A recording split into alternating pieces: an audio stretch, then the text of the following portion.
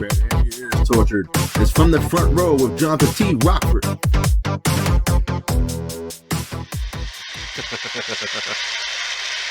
Man, I'm tired. Oh, that one girl? I don't know who that was. I don't know. She kept saying something about she knew the God, or she wanted to see the God. Something stupid like that. I don't fucking know. What? Yeah, I took it. Hey, how you doing, folks? It's me, Johnathan T. Rokford, here with another edition of From the Front Row. Whew. And thank God we didn't have a mega week this week, because I'm just tired, folks. And I haven't had enough coffee to get my morning started. But we had game changer action as the badass Eddie Vendetti took on Matty Ice and defeated him. And feeling a little froggy, he decided to next venture down south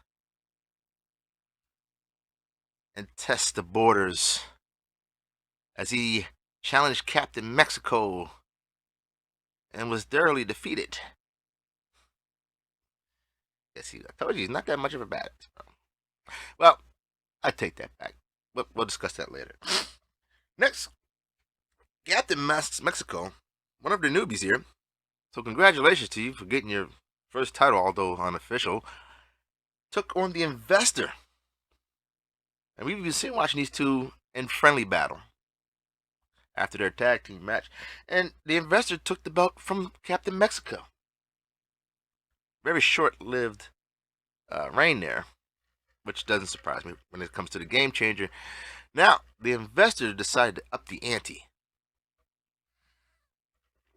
And instead of challenging one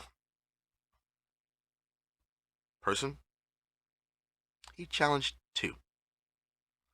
Now, although he did challenge two people, only one showed up. So it was the Investor versus the Street Fight King. And that match is still going on, folks. I don't think it's really a really true game changer week if there's not at least one match that carries over to the next day. Just one. Not too many people can just run through the week. But as long as it's one. Because in retrospect, that's one less opponent the champ has to think about when we start the next week. And if you keep that match going all the way to the end, we're going on break in a while. He could end the year as Game Changer champion. That's a good little feather in your cap. Going to the new year, Game Changer champ. It's only been one person that's ever done it.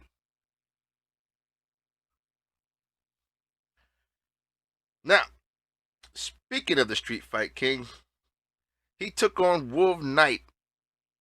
Wolf Knight? That sounds kind of weird. Should it be Wolf Knight? Because Wolf, never mind. Didn't matter, because Street Fight King was able to defeat that pack of wolves and knights, table of knights, or whatever you want to call them. And a pretty close match. Most of the matches in the night yesterday were pretty close. Now, Captain Mexico, although losing his Game Changer championship, did pick up a win against the American Joker. That was another, like I said, really good match. Although Captain Mexico pretty much dominated that, but American Joker showed promise, though. I'll give him that. See that promo he cut? It's pretty good. Looking forward to what else trash he talks. Now, our next match saw Money MF and Mike taking on Donnie Boy. Now, Mike arrived to the ring,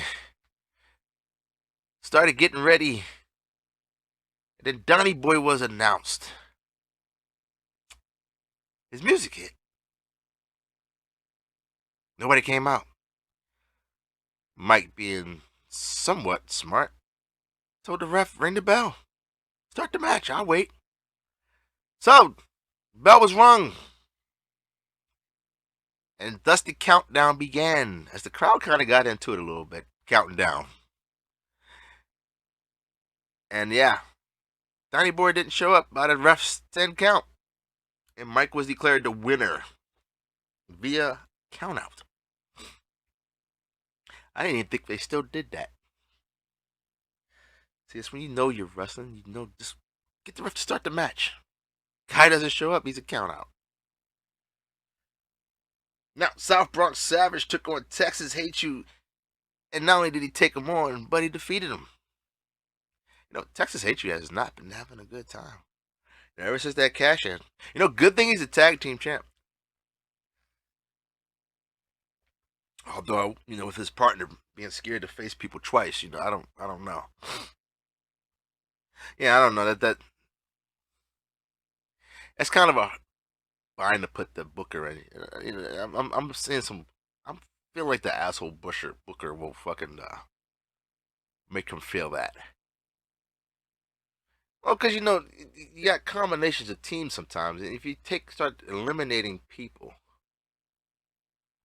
and we start running out of teams.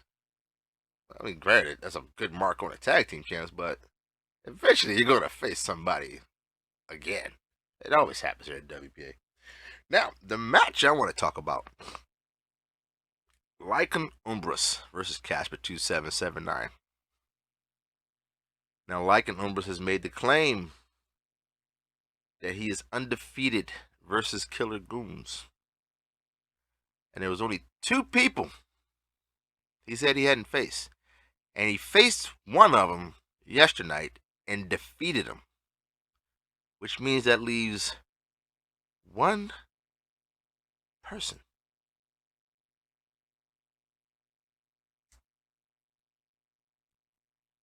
Yeah, you know the asshole Booker's gonna do it. He's gonna do it just to see if he can do it.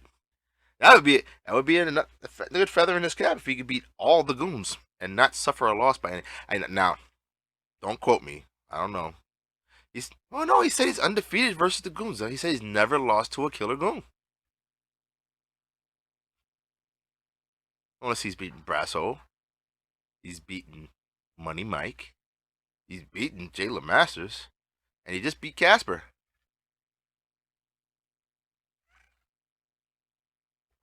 At least one big obstacle in the way. We'll see what happens. Now, speaking of Killer Goons losing, it was the sponsored athlete Jayla Masters versus Draven the Sledge Hammer. And, yeah. I think you could tell by my segue what happened.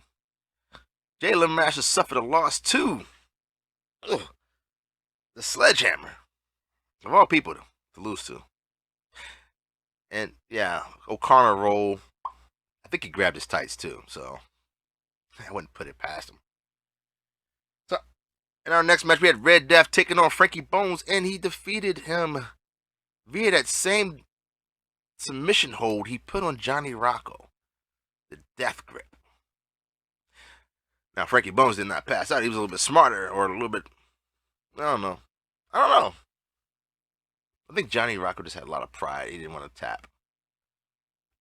I wouldn't say Frankie Bones didn't have any pride, but he's kind of smart. You're like, might as well just go ahead and tap if you ain't getting out of it. And he tapped. Now, another match we want to talk about.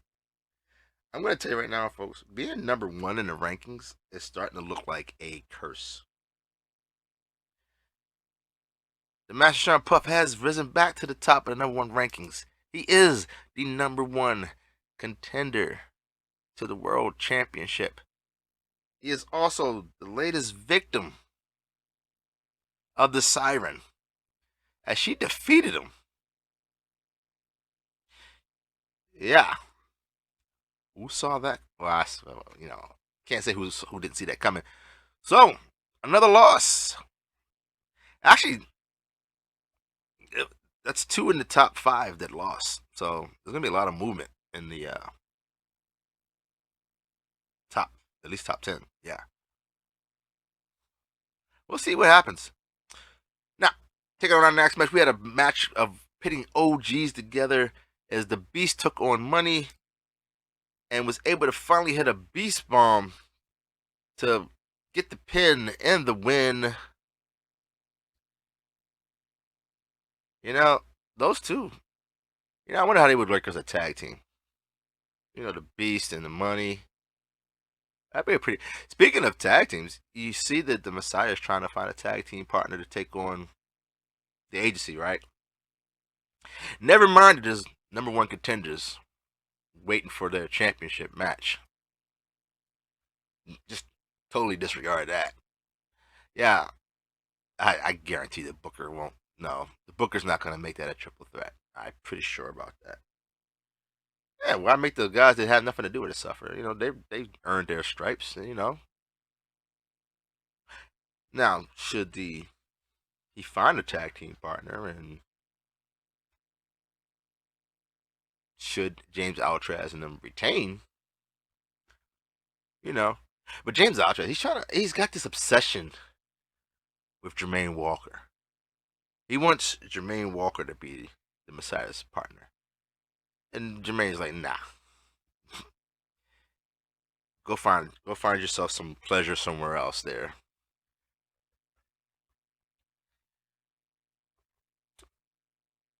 Well, I saw Messiah did call out a bunch of guys he would like to tag with, but whether they take him up on his offer or not, that remains to be seen.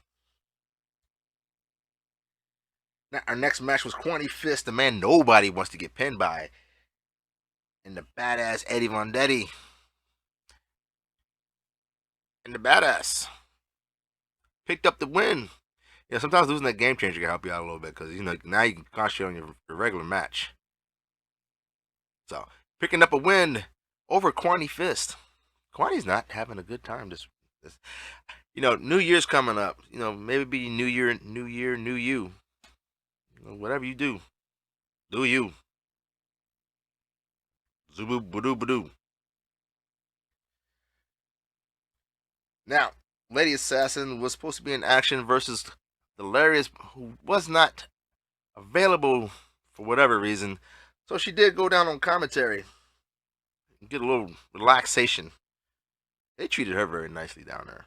Oh yeah, anything she snapped their fingers for, they gave it to her.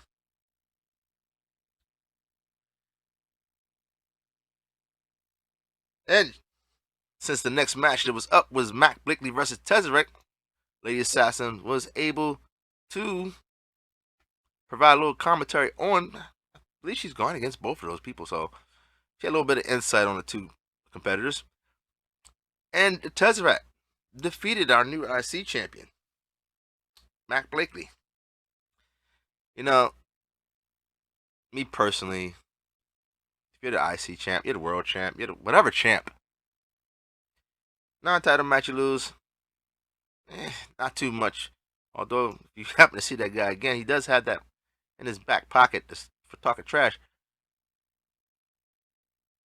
But when you defend that title, you better remember what mistakes you made and where you erred in your ways. That way you can try to retain.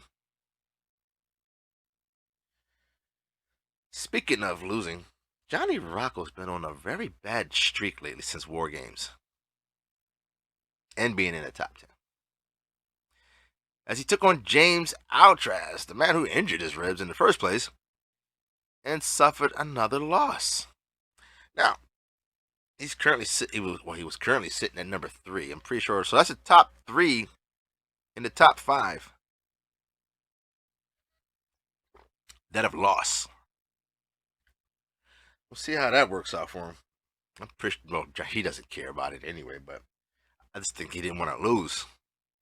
And our last singles match, we had the First Lady Alexa Leslie taking on the Idol Steve Sampson, and she was able to pick up the win.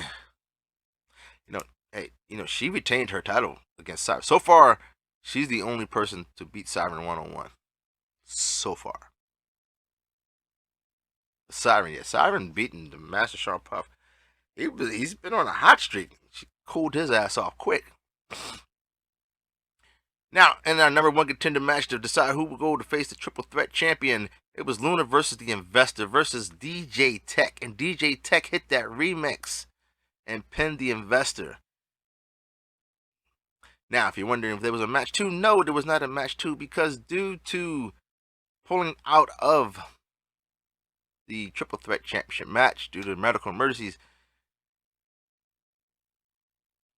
the asshole booker presented an opportunity for the Standard to just be the next one of the competitors. So it will be the Standard, Starlin J versus DJ Tech versus, wait for it,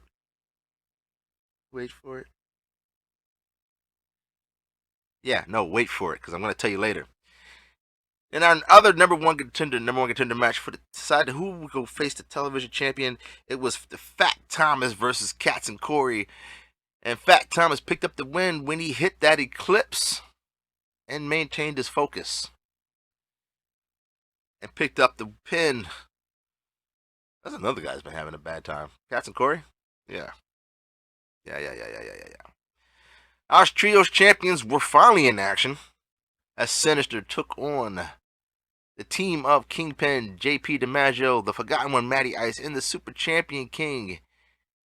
And in the end, it was Shona Campbell, returning from a brief vacation just in time to pin the Kingpin DiMaggio. Huh? Yeah, he didn't look 100% anyway. Yeah, I think they just weeded out. They kind of weeded him out. Hey, but it was a good match though, nevertheless. I mean, I didn't see any really problem with it. Those three the three that lost have really no reason to hold their head down. I mean, hell, you are going up against Sinister. I mean, you still put up a good effort. I mean, hey, it is what it is, folks. Oh, the Super Champion King was in. Yeah, they had to get him out of there quick. Now, our triple threat championship was on the line, and it was Big Mel, the champion, versus Nergahanti versus Needles Kane. And Needles Kane, folks, defeated his two competitors by pinning Nergahanti and becoming a new triple threat champion. And there's what you were waiting for, folks. Yes, Big Mel lost his title, which I'm pretty sure he doesn't care, but I think he just wanted that Grand Slam or whatever. I think he did. I think he got the Grand Slam, didn't he? Nah. Yeah. I don't know. We have to look. Like I said last time, we have to look it up. So it'll be the Standard Starlin J versus Needles Kane versus DJ Tech for the triple threat champion. And who will end the year as our triple threat champion? Well, and then start the year. So, we'll see. Now, our next match was a TV title match. And it was won by our new TV champion, Martel the Carpenter. That's it, folks. And there's a reason why that's it, folks. And if you know, you know. Now, according to WP admin, the former champ will be given a chance of giving a rematch upon his return. Please get well. Take your time. Let us know when you're back.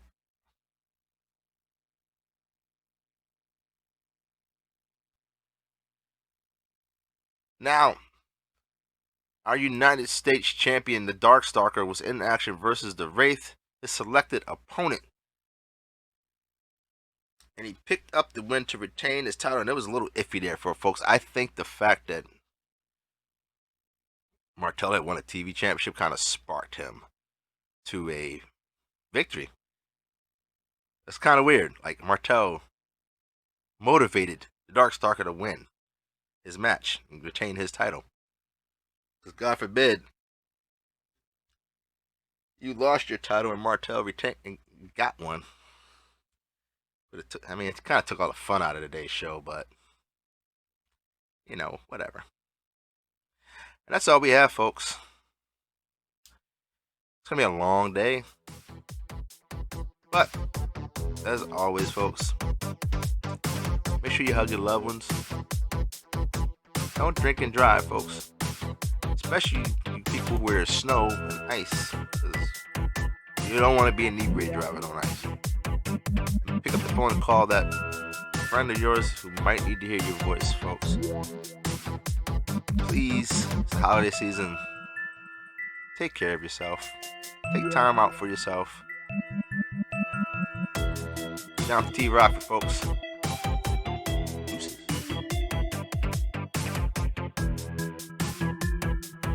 What? No. I thought it was coffee, so I took the first sip. Yeah, it's just water. I don't know. Is that my cup? Yeah, that's my cup. Yeah, I don't have anything to say. It was kind of a boring week.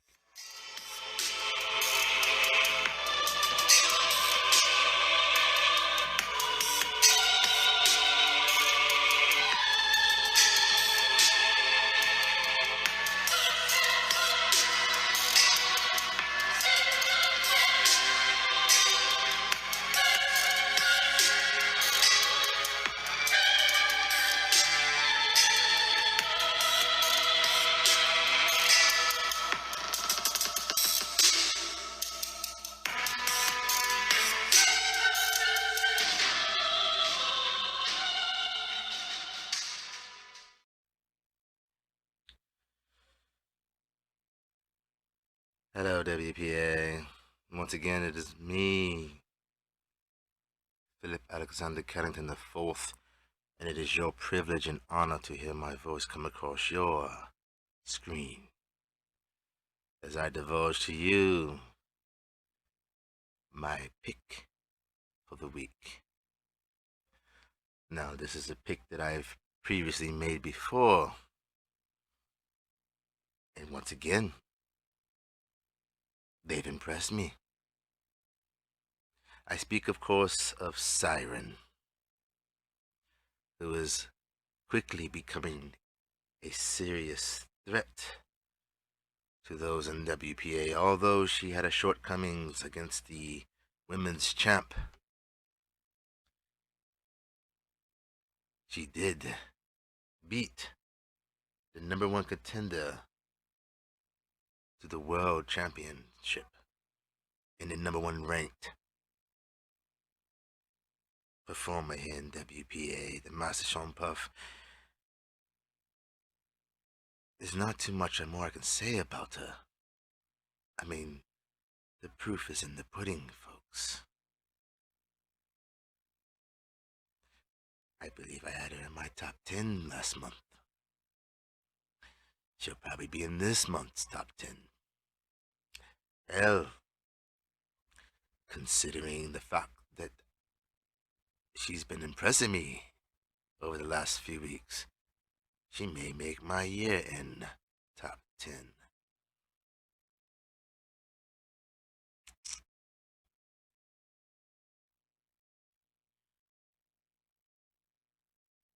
And I know you're saying, so she beat the Master Sean Puff. If you've been watching the Master Sean Puff, he has been on an incredible run right now. I'm only suffering one loss, and that was to the TV champion. Well, former TV champion now. You're talking about a man that bested Jermaine Walker in the #1 contender match. And she went out there and she defeated him.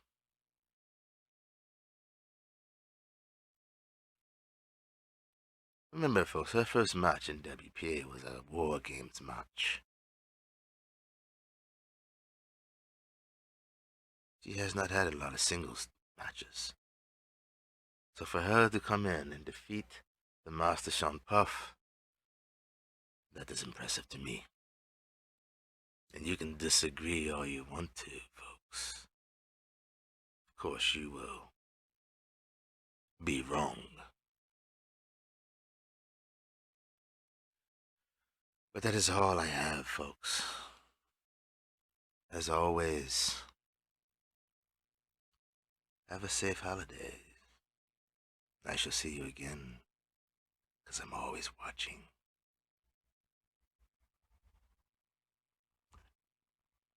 Good day.